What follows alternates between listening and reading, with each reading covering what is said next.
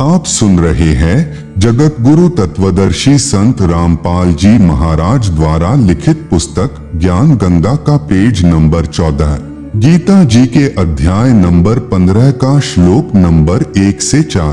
गीता अध्याय नंबर 15 का श्लोक नंबर 1। उधर्वमूलम अधशाखम अश्वत्थम प्राहुः अव्ययम छंदासी यस्य पर्णानि यह तम वेद सह वेदवित्। अनुवाद। ऊपर को जड़ वाला, नीचे को शाखा वाला अविनाशी विस्तृत संसार रूपी पीपल का वृक्ष है, जिसके छोटे छोटे हिस्से या टहनियां पत्ते कहे हैं। उस संसार रूप वृक्ष को जो इस प्रकार जानता है वह पूर्ण ज्ञानी अर्थात तत्वदर्शी है। गीता अध्याय नंबर 15 का श्लोक नंबर 2।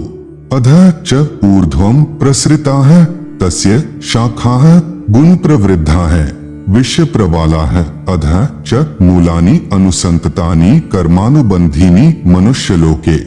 अनुवाद। उस वृक्ष की नीचे और ऊपर तीनों गुणों ब्रह्मा रजगुण, विष्णु सतगुण, शिव तमगुण रूपी फैली हुई विकार काम, क्रोध, मोह, लोभ, अहंकार रूपी कोपल डाली ब्रह्मा विष्णु शिव ही जीव को कर्मों में बांधने की भी जड़ें अर्थात मूल कारण हैं, तथा मनुष्य लोक, स्वर्ग, नरक लोक, पृथ्वी लोक में नीचे यानी 84 लाख जूनियों में ऊपर व्यवस्थित किए हुए हैं। गीता अध्याय नंबर 15 का श्लोक नंबर 3। न रूपम अस्य इह तथा उपलभ्यते न अंतः न च आदिह न च संप्रतिष्ठा अश्वत्थम एनम सुविरूढ़ मूलम असंशस्त्रेण देढ़ेन छित्वा। अनुवाद। इस रचना का न शुरुआत तथा न अंत है, न वैसा स्वरूप पाया जाता है, तथा यहाँ विचार काल में अर्थात मेरे द्वारा दिया जा रहा गीता ज्ञान में पूर्ण जानकारी मुझे भी नहीं है, क्योंकि सर्व ब्रह्मांडों की रचना की अच्छी तरह स्थिति का मुझे भी ज्ञान नहीं है। इस अच्छी तरह स्थायी स्थिति वाला मजबूत स्वरूप वाले निर्लेप तत्व ज्ञान रूपी दृढ़ शस्त्र से अर्थात निर्मल तत्व ज्ञान के द्वारा काटकर अर्थात निरंजन की भक्ति को क्षणिक जानकर। गीता अध्याय नंबर 15 का श्लोक नंबर 4। ततः पदम तत्परिमार्गितव्यम यस्मिंगता न निवर्तन्ति भूयः तमेव चाद्यम पुरुषम प्रपद्ये यतः प्रतृति प्रसृता पुराणी। अनुवाद। उसके बाद उस परम पद परमात्मा की खोज करनी चाहिए, जिसको प्राप्त हुए मनुष्य फिर लौटकर संसार में नहीं आते और जिससे अनादिकाल से चली आने वाली यह सृष्टि विस्तार को प्राप्त हुई है। उस आदि पुरुष परमात्मा के ही मैं शरण हूँ। इस प्रकार स्वयं भगवान श्री कृष्ण ने इंद्र जो देवी देवताओं का राजा है की पूजा भी छुड़वाकर उस परमात्मा की भक्ति करने के लिए ही प्रेरणा दी थी, जिस कारण उन्होंने गोवर्धन पर्वत को उठाकर इंद्र के कोप से ब्रजवासियों की रक्षा की। गरीब इंद्र चढ़ा ब्रिज डुबोवन, भीगा भीत न लेव, इंद्र कढ़ाई होत जगत में पूजा खा गए दे। कबीर इस संसार को समझाओ कै बार, पूछ जो पकड़े भेड़ की उतरा चाहे पार। आप सुन रहे हैं जगत गुरु तत्वदर्शी संत रामपाल जी महाराज द्वारा लिखित पुस्तक ज्ञान गंगा का पेज नंबर 15 नंबर 4। गुरु आज्ञा का पालन। गुरुदेव जी की आज्ञा के बिना घर में किसी भी प्रकार का धार्मिक अनुष्ठान नहीं करवाना है। जैसे बंदी छोड़ अपनी वाणी में कहते हैं कि गुरु बिन यज्ञ हवन जो कर ही, मिथ्या जावे कबहु नहीं फल ही। कबीर गुरु बिन माला फेरते, गुरु बिन देते दान, गुरु बिन दोनों निष्फल हैं, पूछो वेद पुराण। नंबर 5। माता मसानी पूजना निषेध। आपने खेत में बनी मंडी या किसी खेड़े आदि की या किसी अन्य देवता की समाध नहीं पूजनी है। समाध चाहे किसी की भी हो बिल्कुल नहीं पूजनी है। अन्य कोई उपासना नहीं करनी है। यहाँ तक कि तीनों गुणों यानी ब्रह्मा विष्णु शिव की पूजा भी नहीं करनी है। केवल गुरु जी के बताए अनुसार ही करना है। गीता अध्याय नंबर 7 का श्लोक नंबर 15। न माम दुष्कृतिं मूढ़ाः प्रपद्यन्ते नराधमाः माया अपहृत ज्ञानाः आसुरम भावम आश्रिताः। अनुवाद: माया के द्वारा जिनका ज्ञान हरा जा चुका है, ऐसे आसुर स्वभाव को धारण किए हुए मनुष्य नीच दूषित कर्म करने वाले मूर्ख मुझको नहीं भजते, अर्थात वे तीनों गुणों यानी रजगुण ब्रह्मा, सतगुण विष्णु, तमगुण शिव की साधना ही करते रहते हैं। कबीर माई मसानी शेड शीतला, भैरव भूत हनुमंत, परमात्मा उनसे दूर है जो इनको पूजंत। कबीर 100 वर्ष तो गुरु की सेवा, एक दिन आन उपासी, वो अपराधी आत्मा, परकाल की फांसी। गुरु को तजय भजय जो आना, ता पशुवा को फोकट ज्ञाना। नंबर 6, संकट मोचन कबीर साहेब हैं। कर्म कष्ट यानी संकट होने पर कोई अन्य इष्ट देवता की या माता मसानी आदि की पूजा कभी नहीं करनी है, न किसी प्रकार की बुझा पड़वानी है। केवल बंदी छोड़ कबीर साहिब को पूजना है, जो सभी दुखों को हरने वाले संकट मोचन हैं। सामवेद संख्या नंबर 822, उतारचिक अध्याय 3, खंड नंबर 5, श्लोक नंबर 8। संत रामपाल दास द्वारा भाषा भाष्य। मनीषिभ्यः पवते पूर्व्यः कविर्निर्भिर्यत् परिकोशाम अशिष्यदत्, कृतस्य नाम जनयन मधोक्षरण्येन्द्रस्य वायुं सख्याय वर्धयन्। हिंदी: सनातन अर्थात अविनाशी कबीर परमेश्वर हृदय से चाहने वाले, श्रद्धा से भक्ति करने वाले भक्तात्मा को 3 मंत्र उपदेश देकर पवित्र करके जन्म व मृत्यु से रहित करता है, तथा उसके प्राण अर्थात जीवन श्वासों को जो संस्कारवश अपने मित्र अर्थात भक्त के गिनती के डाले हुए होते हैं, को अपने भंडार से पूर्ण रूप से बढ़ाता है, जिस कारण से परमेश्वर के वास्तविक आनंद को अपने आशीर्वाद प्रसाद से प्राप्त करवाता है। कबीर देवी देव ठाढ़े भये, हमको ठौर बताओ, जो मुझ यानी कबीर को पूजे नहीं, उनको लूटो खाओ। गरीब काल जो पीसे पीसना, जौरा है पनिहार, ये 2 असल मजूर हैं सतगुरु के दरबार। आप सुन रहे हैं जगत गुरु तत्वदर्शी संत रामपाल जी महाराज द्वारा लिखित पुस्तक ज्ञान गंगा का पेज नंबर 16। नंबर 7, अनावश्यक दान निषेध। कहीं पर और किसी को दान रूप में कुछ नहीं देना है, न पैसे, न बिना सिला हुआ कपड़ा आदि कुछ नहीं देना है। यदि कोई दान रूप में कुछ मांगने आए तो उसे खाना खिला दो, चाय, दूध, लस्सी, पानी आदि पिला दो, परंतु देना कुछ भी नहीं है। न जाने वह भिक्षुक उस पैसे का क्या दुरुपयोग करे। जैसे एक व्यक्ति ने किसी भिखारी को उसकी झूठी कहानी, जिसमें वह बता रहा था कि मेरे बच्चे इलाज बिना तड़फ रहे हैं, कुछ पैसे देने की कृपा करें, को सुनकर भावनावश होकर 100 रुपए दे दिए। वह भिखारी पहले पाव शराब पीता था।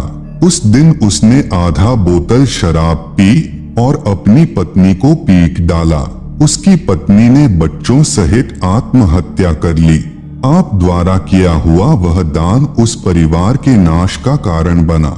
यदि आप चाहते हो कि ऐसे दुखी व्यक्ति की मदद करें, तो उसके बच्चों को डॉक्टर से दवाई दिलवा दें, पैसा न दें। कबीर गुरु बिन माला फेरते, गुरु बिन देते दान, गुरु बिन दोनों निष्फल हैं, पूछो वेद पुराण। नंबर 8, झूठा खाना निषेध।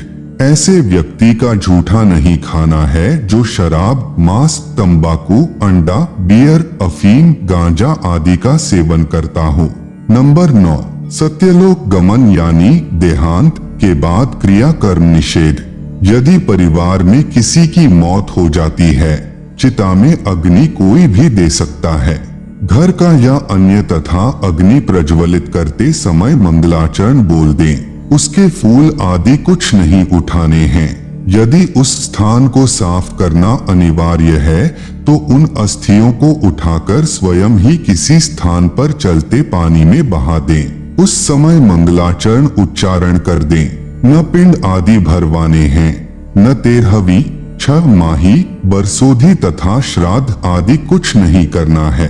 किसी भी अन्य व्यक्ति से हवन आदि नहीं करवाना है। संबंधी तथा रिश्तेदारों आदि जो शोक व्यक्त करने आए, उनके लिए कोई भी एक दिन नियुक्त करें। उस दिन प्रतिदिन करने वाला नित्य नियम करें, ज्योति जागृत करें, फिर सर्व को खाना खिलाएं। यदि आपने उसके यानी मरने वाले के नाम पर कुछ धर्म करना है तो अपने गुरुदेव जी की आज्ञा लेकर बंदी छोड़ गरीबदास जी महाराज की अमृतमयी वाणी का अखंड पाठ करवाना चाहिए। यदि पाठ करने की आज्ञा न मिले तो परिवार के उपदेशी भक्त 4 दिन या 7 दिन घर में एक अखंड ज्योति देशी घी की जलाए तथा ब्रह्म गायत्री मंत्र प्रतिदिन 4 बार करें तथा 3 या 1 बार के मंत्र का दान संकल्प सतलोक वासी को करें। जैसा उचित समझे 1, 2, 3 तक मंत्र के जाप का फल उसे दान करें। प्रतिदिन की तरह ज्योति व आरती नाम स्मरण करते रहना है, यह याद रखते हुए कि कबीर साथी हमारे चले गए, हम भी चालनहार, कोई कागज में बाकी रह रही ताते लगी है वाह। कबीर देह पड़ी तो क्या हुआ, झूठा सभी पटीट, पक्षी उड़िया आकाश को चलता कर गया बीट। आप सुन रहे हैं जगत गुरु तत्वदर्शी संत रामपाल जी महाराज द्वारा लिखित पुस्तक ज्ञान गंगा का पेज नंबर 17 कर्म कांड के विषय में सत्य कथा।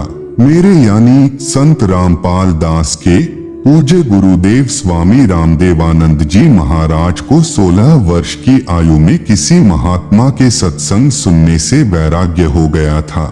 एक दिन वे खेतों में गए हुए थे, पास में ही वन था। उन्होंने वन में जाकर किसी मृत जानवर की हड्डियों के पास अपने कपड़े फाड़कर फेंक दिए और स्वयं महात्मा जी के साथ चले गए। जब उनकी खोज हुई तो उनके घर वालों ने देखा कि वन में हड्डियों के पास फटे हुए कपड़े पड़े हैं, तो उन्होंने सोचा कि किसी जंगली जानवर ने उन्हें खा लिया है। उन कपड़ों तथा हड्डियों को उठाकर घर पर ले गए और अंतिम संस्कार कर दिया। उसके बाद 13वीं तथा छमाही करते हैं और फिर श्राद्ध शुरू हो जाते हैं। जब मेरे पूज्य गुरुदेव बहुत वृद्ध हो चुके थे तो वे एक बार घर पर गए।